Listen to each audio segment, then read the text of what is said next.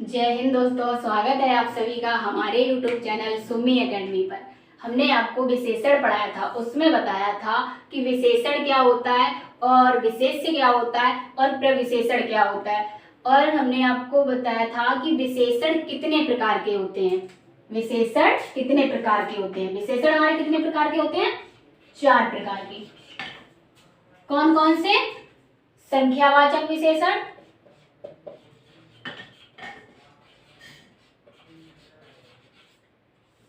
गुणवाचक विशेषण,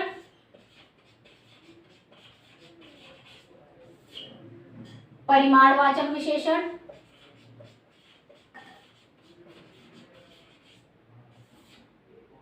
और सार्वनामिक विशेषण।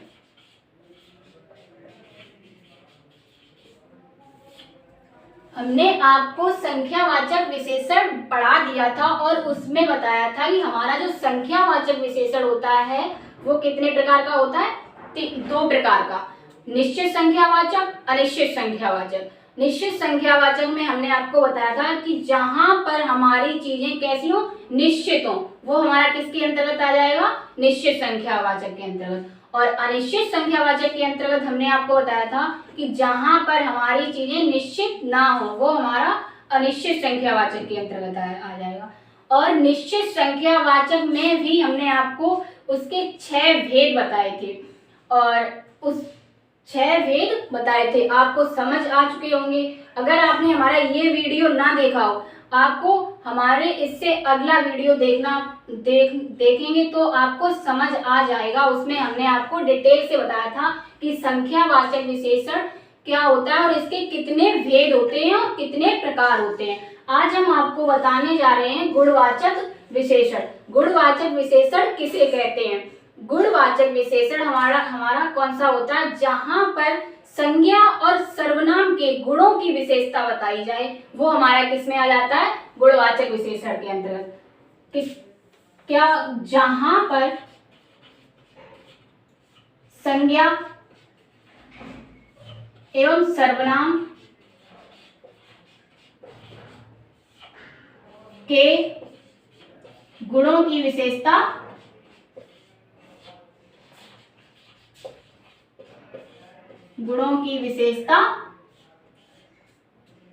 बताई जाए, वहां पर हमारा कौन सा हो जाएगा? गुणवाचक विशेषण। अब गुणों की विशेषता कैसी? जैसे किसी व्यक्ति का रंग, रूप, आकार किस स्वभाव का है, तो वो हमारा किसके अंतर्गत आ जाएगा? गुणवाचक विशेषण के अंतर्गत। लेकिन नहीं समझे ना, आप कहेंगे रंग, रूप, आकार, स्वभाव किस तरह का, नहीं समझे ना। चलो, जैसे हमने एग्जाम्पल ले लिया कि आप कौन हुए? संज्ञा हुए ना, आपका नाम, हमारा नाम, क्या हुआ? संज्ञा। किसी का नाम और स्थान कुछ भी ये हमारा किसके अंतर्गत आता है? संज्ञा के अंतर्गत ना। तो हमने कहा कि जैसे कि आप बहुत अच्छे हैं, तो क्या यहाँ पर आप बहुत अच्छे हैं तो अच्छा शब्द क्या है? आपका अच्छा क्या है? गुण हुआ ना। आप ये अच्छा शब्द आपका गुण हुआ ना। तो यहाँ पर, और आपका रंग कैसा है, तो यहाँ पर जो रंग शब्द आया आपका गुण हुआ ना। आप किस स्वभाव के हैं, तो यहाँ पर स्वभाव आया। स्वभाव आपका गुण हुआ ना कि आप किस स्वभाव के हैं, कठोर स्वभाव के हैं या दृढ़ स्वभाव के हैं या किसी भी स्वभाव के हैं, वो आपका गुण हुआ ना। चलिए एग्जाम्पल देके समझाते हैं। जैसे आपसे किसी ने कह दिया कि ताजमहल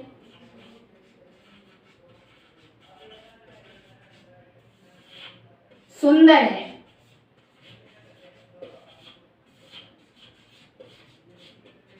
तो यहाँ पर ताजमहल की विशेषता क्या है?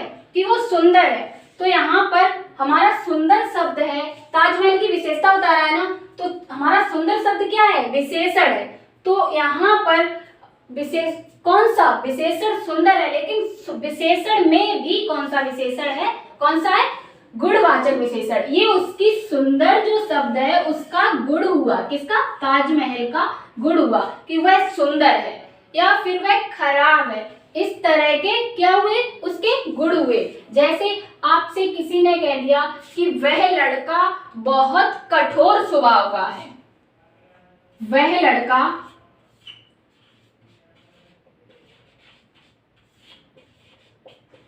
बहुत कठोर स्वभाव का है।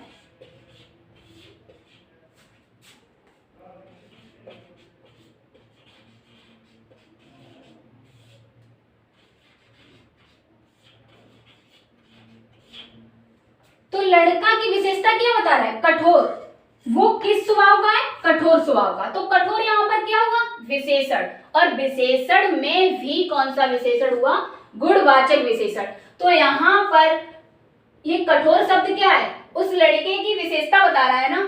तो यहाँ पर कठोर शब्द हमारा क्या हो जाएगा, गुणवाचक विशेषण। और गुणवाचक विशेषण हो जाएगा जैसे कि वह लड़का कठोर स्वभाव का है, कठोर स्वभाव का है, या फिर बहुत दृढ़ स्वभाव का है, या फिर बहुत बुरा है, या किसी उसका रंग काला है, या उसका रंग गोरा है। ये शब्द उसकी चीज की विशेषता बता रहे हैं ना। तो क्या ये सब जो काला, गोरा, कठोर, दृढ़, ये क्या हुआ, ये उसका गुण हुआ ना। तो ये शब्द हमारे किसके अंतर्गत आ जाएंगे, गुणवाचक विशेषण के अंतर्गत। और हमारा एक होता है परिमाणवाचक विशेषण।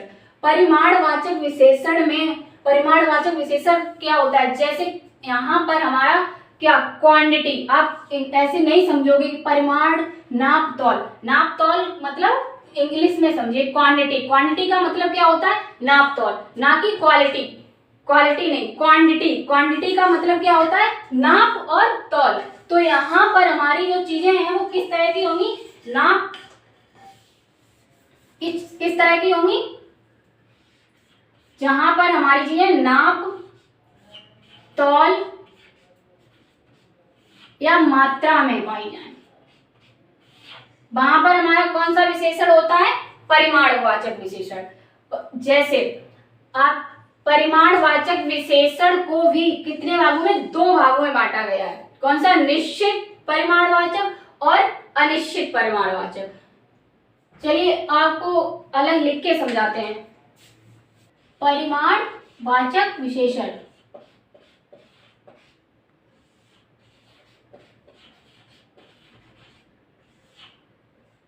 परिमाणवाचक विशेषण जहां पर हमारी चीजें कैसी हो, नाप तौल में। यहां पर हमारी चीजें कैसी होंगी, नाप तौल। जैसे, और ये जो परिमाणवाचक विशेषण है इसे भी हमने दो भागों में बांटा है। कितने भागों में, दो भागों में, निश्चित परिमाणवाचक और अनिश्चित परिमाणवाचक। नंबर एक, निश्चित परिमाणवाचक,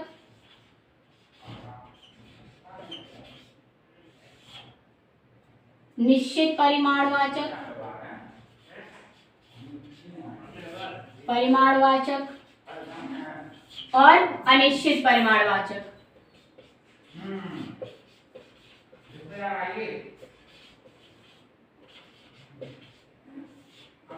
परिमाणवाचक,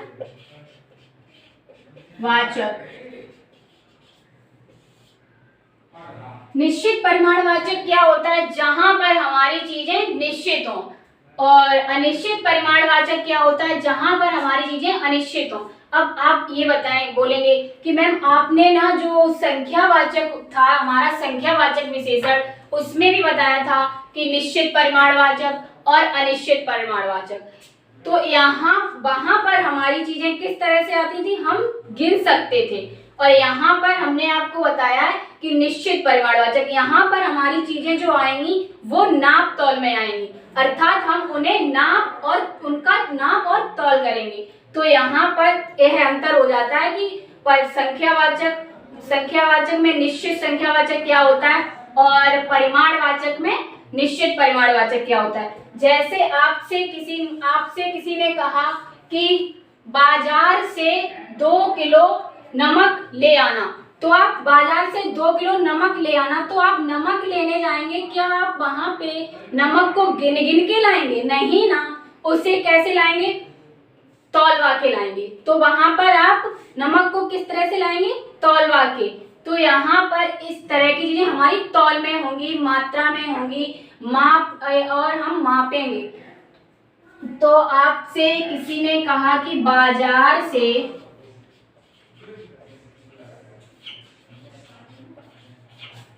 2 किलो नमक ले आना। तो यहाँ पर हमारा किलो शब्द आया है, वो किसके अंतर्गत आएगा? परिमाणवाचक संख्या के अंतर्गत। और नमक यहाँ पर 2 किलो निश्चित है ना कि 2 किलो लाना निश्चित हुआ, तो ये हमारा निश्चित परिमाणवाचक के अंतर्गत आ जाएगा। और जैसे आपसे किसी ने कह दिया कि चाय में 2 चम्मच चीनी डाल दो, तो यहाँ पर नहीं, आपसे किसी ने कहा चाय में चीनी डाल दो, तो आपसे 2 चम्मच चीनी डाल दो, तो आप चीनी को नाप के डालेंगे ना चम्मचों से, या फिर चीनी के दाने गिन गिन के डालेंगे? नाप के डालेंगे ना। तो यहाँ पर हमारा वो भी किसके अंतर्गत आ जाएगा? निश्चित परिमाणवाचक के अंतर्गत। जैसे चाय में 2 चम्मच चीनी डाल दो। तो यहाँ पर 2 चम्मच, 2 ही चम्मच तो कहा है, यहाँ पर क्लियर है ना, निश्चित है, तो हमारा ये किसके अंतर्गत आ जाएगा? निश्चित परिमाणवाचक के अंतर्गत आ जाएगा।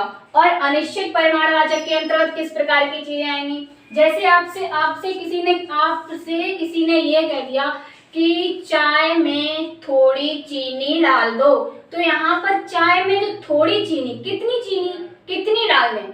100 ग्राम, 200 ग्राम, या फिर 2 चम्मच, कितनी चम्मच? तो यहाँ पर हमारा जो चीनी शब्द है निश्चित नहीं है ना, अनिश्चित है कि चाय में थोड़ी चीनी डाल दो।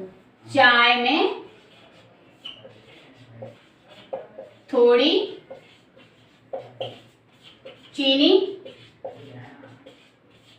डाल दो।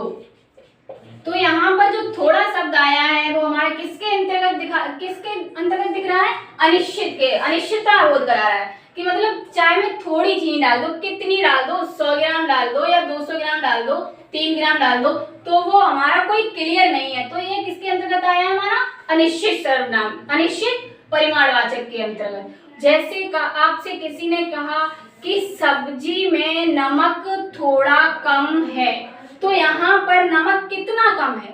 थोड़ा कम है। कितना कम है? थोड़ा। तो यहाँ पर थोड़ा शब्द हमारा किस चीज को दर्शा रहा है? अनिश्चितता प्रकट कर रहा है। क्या प्रकट कर रहा है? अनिश्चितता। तो यहाँ पर हमारा थोड़ा शब्द है, किसके अंतर्गत आ जाएगा? अनिश्चय परिमाणवाचक के अंतर्गत आ जाएगा। और इसी प्रकार हमारा चौथा होता है सार्वनामिक विशेषण। हमारा चौथा कौन सा हो जाएगा? सार्वनामिक विशेषण। सार्वनामिक विशेषण।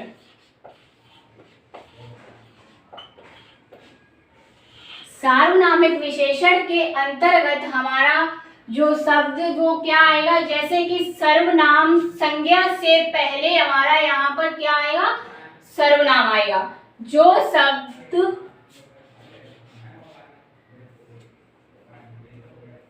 जहां संज्ञा से पहले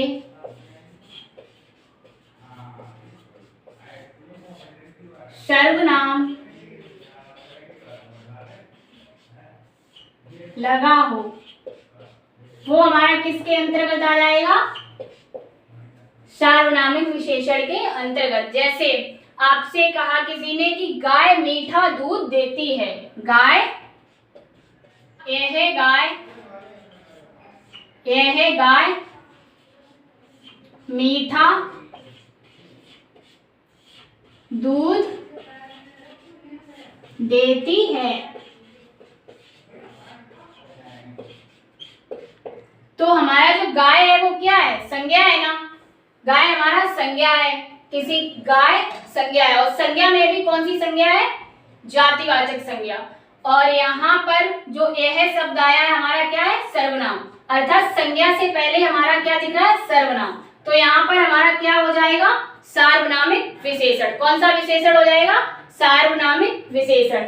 और जैसे हमारा दूसरा एग्जाम्पल, आपसे किसी ने कह दिया कि वह लड़का विदेश गया है, वह लड़का विदेश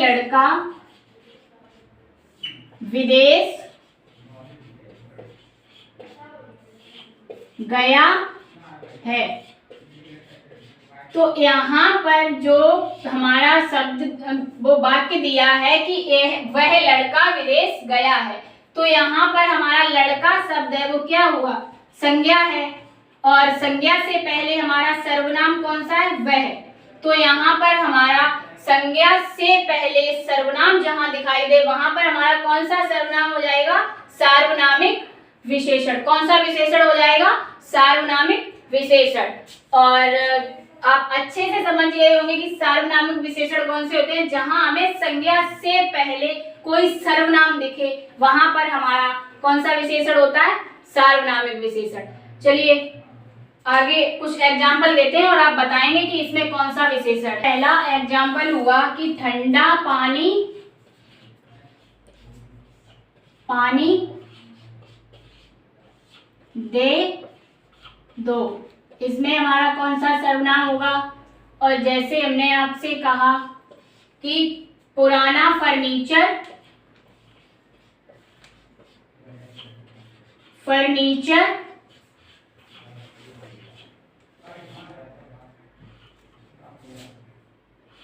बेच दो, इसमें हमारा कौन सा सर्वनाम होगा। जैसे आपसे कहा दीपू अपनी घड़ी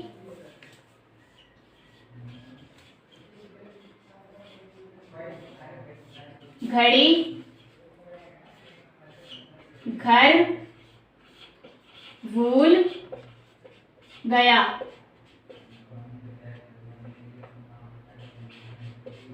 इसमें हमारा कौन सा सर्वनाम होगा।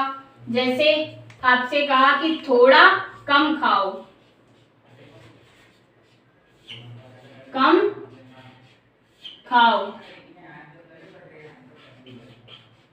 इसमें बताइए इसमें हमारा कौन सा सर्वनाम होगा। और आपसे कहा कि बाजार से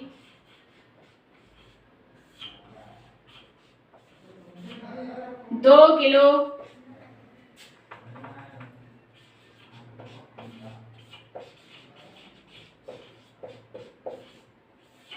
चावल ले आओ। और आपसे कहा कि आज हमने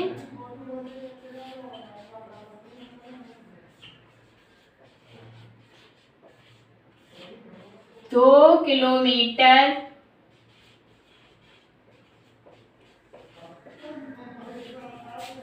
दौड़ लगाई।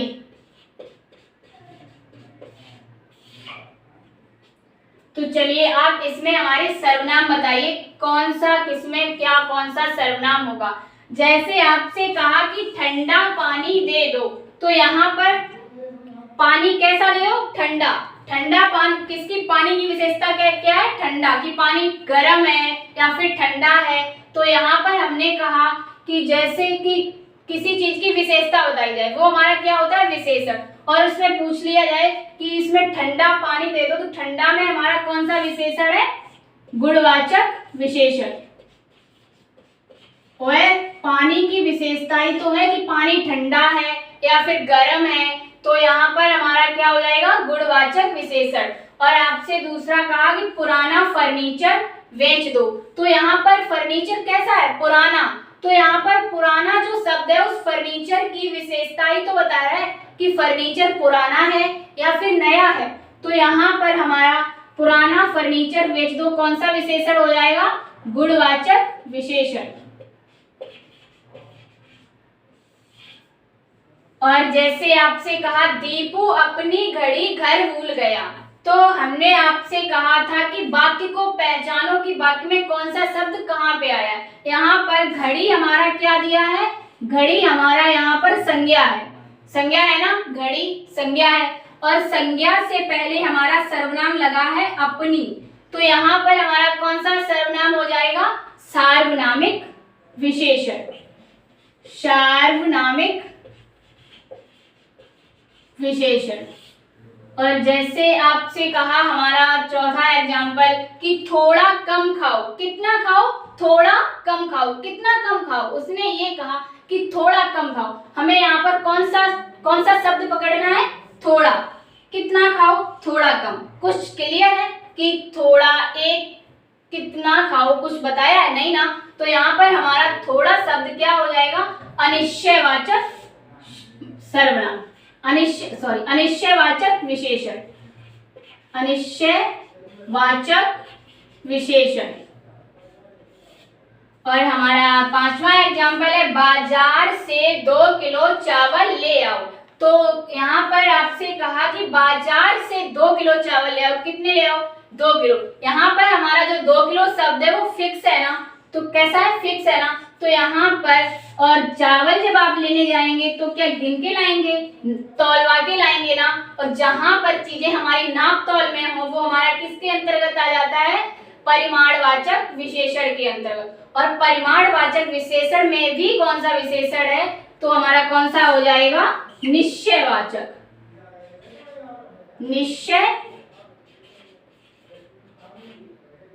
निश्चयवाचक विशेषण।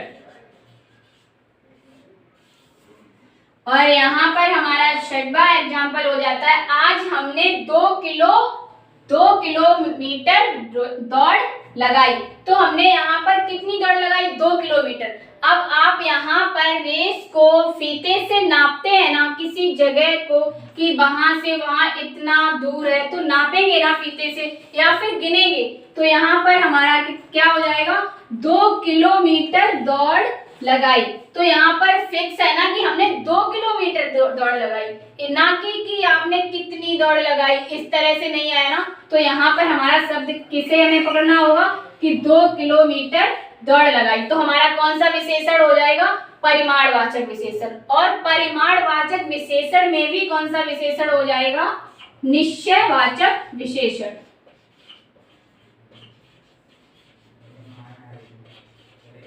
निश्चयवाचक विशेषण। आप इन एग्जाम्पलों में अच्छे से समझ गए होंगे कि हमारे एग्जाम में किस तरह से एग्जाम्पल आएंगे और हमें किस तरह से जवाब उसके देने हैं। तो आज के लिए इतना ही और मिलते हैं अगली क्लास में। जय हिंद।